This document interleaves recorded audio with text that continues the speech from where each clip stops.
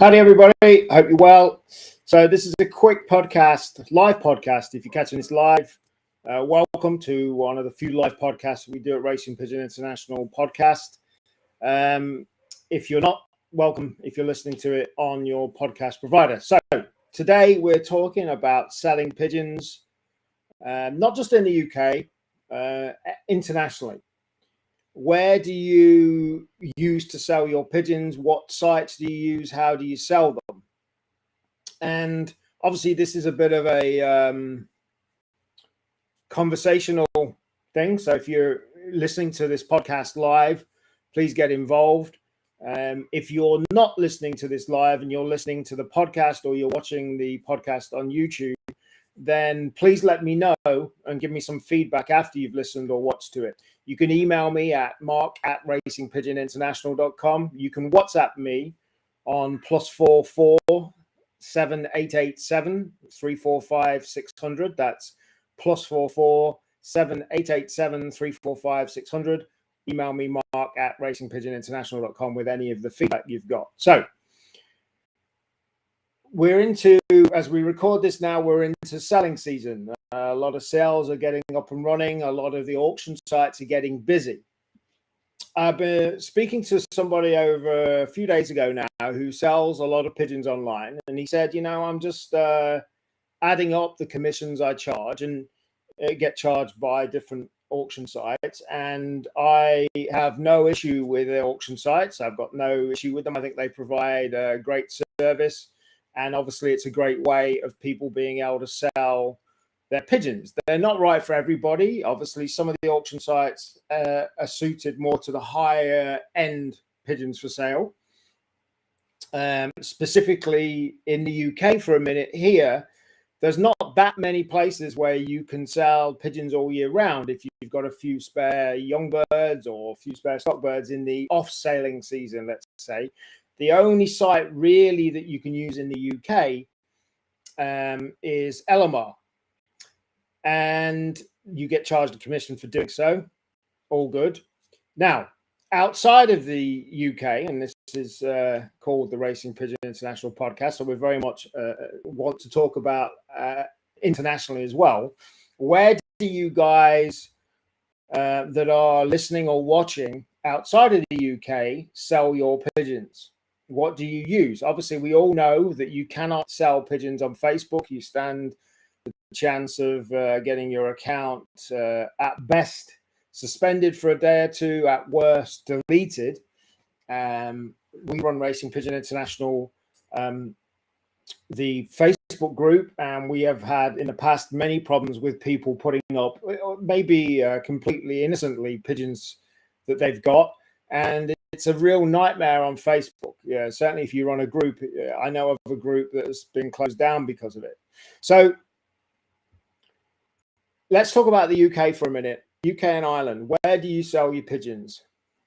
How much commission are you paying? And where do you think the best place to sell your pigeons or your pigeon-related equipment is? Outside of the UK, the same question. Where do you go? Do you put adverts in the magazines of your country? Is there a website that you use? What have you? For me, like we've got my sons Andy and I have got some stock birds that we're going to be selling off as soon as they're through the molt. And I like the idea of being able to list them ourselves and sell them ourselves. They're not necessarily like very expensive pigeons where I would feel that a high-end auction site like Elite Pigeon Auctions here in the UK is, or Northern Premier Auctions, they're not that level of pigeon. Most of them are not that would warrant them going on there. There are other good auction services around. There's a few auction services that are not so good either, but that's a subjective opinion. But certainly Elite Pigeon Auctions here in the UK is a great site. Les Green's Northern Premier Auctions is also another great site. In the UK, LMR attracts a lot of listings because it's open all year round. At any time you can go and list the pigeons yourselves. What equivalents do you have wherever you are? Now, yes, there is partly a reason that I'm asking this. And the reason is I have been thinking for quite a few years now that there's no real global marketplace for pigeons. Many of the sites on there, out there at the moment, they're very localized. They're UK specific or US specific. There's no real global place for one big global eBay, essentially. Mick Golden says Jerry McCourt in Ireland for some of the top breeders. Absolutely. If you want Irish pigeons, Jerry McCourt is the man to go to and the man to auction off your pigeons. Thank you for your input, Mick. And Manxa Racing Loft in the USA, tell me where you sell your pigeons. Oh, Manxa Racing has read my mind. So Manxa Racing Loft, he uses iPigeon and Best Pigeon in the US, that is. But there's no real centralized one place that if you're from the US, you're from Australia, anywhere, you can go to and see pigeons for sale in your country or other parts of the world. Not that I know of anyway. Obviously, you've got the really big pippers of this world, and they do auction pigeons from all over the world, but they're very, very high end. There's no service that you can go and list your own pigeons or anything like that. So, yeah, Hennessy Loft, New York Pigeon Racing says it's very difficult to import birds to the US. Yeah, it's more expensive than difficult. My understanding, I was speaking to a friend of mine in Holland a couple of days ago, and he said he's been requests from the US, and he puts them to animals to fly that are in Europe, and then they go over, they have to be in quarantine, etc. I actually looked at getting some of the old American Trenton pigeons from the US, and it's equally as expensive. It's like £150 per pigeon, and when you're only paying $50 per pigeon, it's quadruples the cost. I want some of the old American Trentons, which are still in the US, but sadly no longer here around in Europe. So, yeah, Max the Racing Pigeon Loft said, how do you get around the quarantine depending on the country? Again, quarantine's an issue. So the reason I'm asking this is this. So where do you find the most, what do you think the best sites are for selling? And why do we think there's not one global site out there where no matter where you are in the world, that's the place to go to? When I was buying stock pigeons for my son 2 years ago, certainly here in the UK, there are that many auction sites running, and I actually missed a couple of birds potentially that I would have bid on because there's that many going on at the same time. And one of the things I've been saying and thinking for a while is having one centralized place where all of the auction sites that want to be involved, all of their listings come into this site. So like a global hub. So the idea that a global site that lists other auctions that are going on and lists its own, not that it would be an auction place. This is the idea I've got. So let me run this idea by you. I really want your feedback. Imagine a place where instead of paying a commission, you just pay a flat fee. Not a flat fee per pigeon, but like a Gumtree type deal where you pay a flat fee to list your pigeons or your equipment or whatever it is for an amount of period of days, say for 30 days, or you can have an account there for a bit more money that enables you to list up to 10 adverts at a time. Or you can have an account that allows you to list as many different things as you want over a year. And then if you're a business that's in the business of selling pigeons a lot, not an individual that just wants to sell some off, You can have a store. Like I speak to people all the time that want to start selling pigeons off their own website, and that's okay to do, but it takes maintenance and what have you. So if you're a business that's selling pigeons or products or whatever it is, you could have a store on this site. It's just a normal monthly flat fee, nominal monthly flat fee, and you can sell as many pigeons or products or whatever it is you want on there. But then in addition to that, and technically it's not easy, but it is possible. Imagine then that in the same site, as you're browsing through, auctions from different places are featured in there, in this site. So you can say, I'm looking for a sprint cock, and you'll see all the sprint cocks on one page. And they're not necessarily from within the site, their own listings. They can be pulling in other listings from all of these different places. Yeah, filtered by country, filtered by sex of the bird, etc. One place to be able to put them in and have all of them coming in. So in real time, as a new auction goes live, the auction information will come in. So this idea of this site I've got knocking around in my head is not competing with other auction houses. It's helping them get more exposure. Now, the question is, would people use that? Would people prefer to use that? Just pay a flat fee, no commissions, you deal direct with the customers, your contact info, little as much or whatever as you want is on there. Like I said, like a Gumtree type thing. Would people use that? I know from some of the people I know that sell pigeons a lot that it would save them a lot of money. As I said, it's not going against the auction houses. If anything, it's going to help them. So yeah, the idea of you can go and list your pigeons or your products or whatever pigeon related for a flat fee. If you're a business, you can have your own store within it, and then products within that store can get put into the listings and what have you. And then as an extension of that, auctions and sales of different birds online also get bought into that site for people to be able to see. It promotes those auction houses. Why is nobody doing this at the moment? Why is there no one central eBay type hub, no matter where you are? I'm not just talking about a UK and Ireland specific. I'm talking about you can come onto this site, it'll see that you're based in the USA. Do you want to see US only ads? Yes or no? Yes, it's only going to show US ads. No, it's going to show you everything, and then you can start searching. I know for me, on a lot of the sites, when we were buying stock, it gets frustrating. In fact, I told Les at Elamar, I said, you need a filter on there. I was looking for specifically a sprint hen for the stock loft, and I have to search for all the listings. I don't want to do that. I want to just search for hens. At least I want to just search for hens.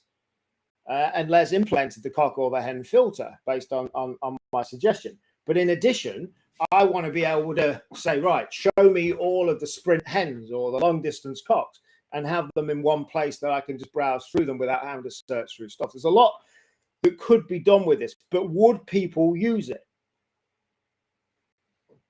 Would people use it? Would people use it internationally? Obviously, it would be translated into language based upon where you're coming from in the world, etc. So like a hub, really, multiple listing hub, like Hennessy Lofts in New York have said, a multiple listing hub to where it's pulling in with the permission of with the working and the together with different auction places and websites, bringing them in. It's not something you can just go and pull the information off unless you've got a working thing with them. People would have to sign up to it, other auction houses or sales pages. But the idea being is you're not working against anybody. Yes, people can come and list their own pigeons or products for sale for a flat fee, but it's also helping to promote the different auctions that are going on. So in that example I've just given, I want to buy a sprint cock.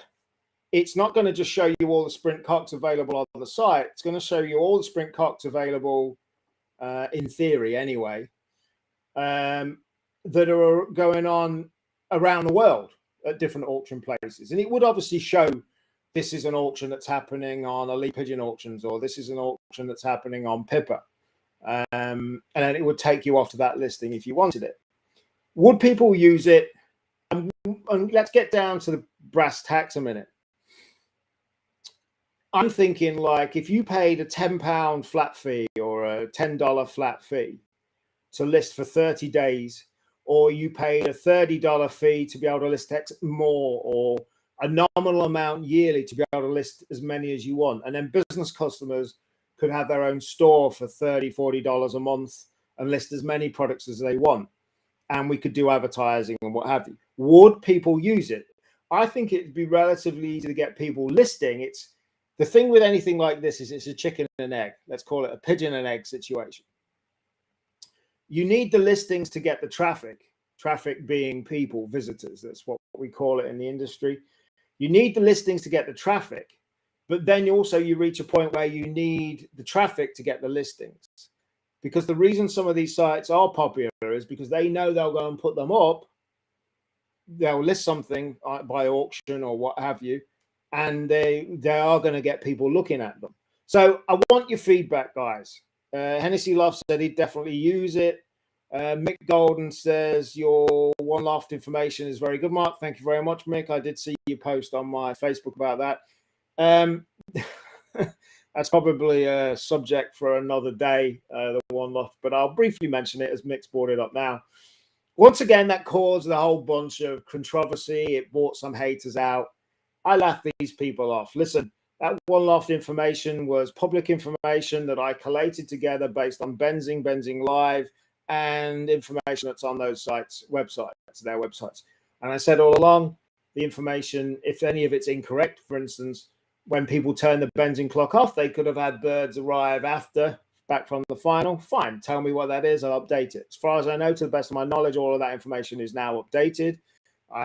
Most of the One Loft people in the UK liked it, helped me get the right information in. A couple didn't. It is what it is. I think the sport generally needs thinking like this more. I think the One Loft, I've said all along, I'm a big fan of One Loft races. I think how they're being done now and some different changes, they can help move the sport forward. I'm a big fan. Apart from one One Loft race, which most people know about, not going to go into it now. Apart from one Loft race here in the UK, I like and admire the work that every single One Loft race is doing. If they're good people running it, I am only about helping those One Loft races and publicizing. But again, I have people saying, oh, what makes you qualified to put the stats together? Well, reality is I'm very good at computers. I'm very good at numbers and information. And that's the only qualification I've got. And I want to do it. I got a whole bunch of extensions to this. So the next thing I'm going to be doing is going to be doing some of the big One Loft races and the stats for big One Loft races. Ones in Africa, ones in Portugal, the ones in Thailand. I'm going to be putting them together. And then there will be those stats. And then we're going to compare. How much harder is it to race in One Loft races in the UK versus these other places? One of the other things I want to do when I can is my goal is to put an entire list, an entire directory of all One Loft races, maybe not including China because that's a whole different ballgame, but outside of China, put an entire directory of every single One Loft race that's happening in the world in one place for people to look at. Some people would say, well, they're on Benzing. Well, they're not all on Benzing Live. Benzing's a good starting point, great resource, obviously. But if any of the Americans are watching, you know that not all of the One Loft races that happen in the US are on Benzing when Companion is the resource used. So I'm going to collate everything together and I'm going to put all of the information in one place. That's one of the other things I'm going to do. The other thing I've got planned is a links directory, so people can get a link on Racing Pigeon International, just giving people information about whatever it is they're doing. Anyway, I digress. Give me your feedback and thoughts. If you're listening to this on the podcast as it goes out, let me know. I would be interested. I have an amazing, I think it's an amazing domain name called pigeonads.com. Says what it does on the tin. I've had it now for a few years. And I'm considering making it a hub, a worldwide hub for buying, selling, trading pigeons and pigeon-related things. But if I do it, it won't charge a commission. It will at most charge a flat fee for buying and selling. And then technically, I would like to be able to get, and it's not easy depending on what websites run what things. Some websites are easier, some are not. Then the idea of being able to do deals with auctions is to be able to inject their listings into the site as well. I want your thoughts. I want your feedback, folks. Also, while I'm here, if you're listening now at the end of this, give me any other ideas of what you would like to see me thinking about doing and talking about on these podcasts. Just told you some of the ideas I've got that I'm going to be putting out. I like the idea of every single One Love race outside of China. I would love to get the Chinese races list as well, but it's a whole other ball game. Outside of China, or a list of every single One Love race that happens anywhere in the world, I want that as a directory. Let me know what you think. Would appreciate it. Thank you for watching. If you're watching live, I don't do many of these RPI podcasts live. I will continue to do some as it sees fit. I was amazed at the amount of people, nearly 700 people in 48 hours. I want to say a big thank you to everybody that subscribed to the podcast, the RPI podcast. If you haven't subscribed yet and you don't know what that means as such, when you go to podcast.racingpigeoninternational.com, you'll see a little subscribe button, and you can subscribe using Spotify, iTunes, Google, Amazon Music. If you subscribe to the podcast, anytime a new podcast comes out, you'll automatically get it delivered and notified that there's a new one come out. It's a great way of being able to keep up with what I'm doing. I've had nearly 700 people in 48 hours. I had 630 people in the first 24 hours download and listen to the podcast that I did a couple of days ago about the One Love Race stats. I run 3 different podcasts about different things. And the RPI podcast is miles ahead in listeners and viewers, miles ahead. It's going great. It's going really well. So thank you to everybody that's been listening and watching. And any of the podcasts I do, even if it's not me talking to camera, if you choose to listen or watch them on YouTube, if I ever do any interviews, it's always a video podcast that I do, like the one I did with Ian Evans a few weeks ago. But they're also on the Racing Pigeon International YouTube channel as well.